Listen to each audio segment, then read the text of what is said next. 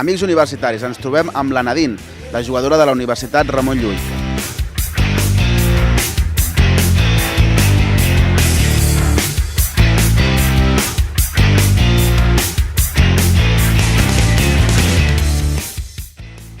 Què significa per tu competir amb la teva facultat als Campionats de Catalunya universitaris?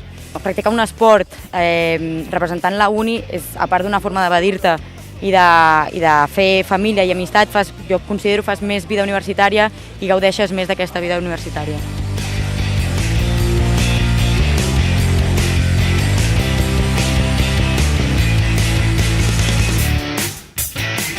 Estem a punt d'acabar la jornada d'avui amb 18 partits, que ha sigut una jornada llarga. Com veus el nivell d'aquest any?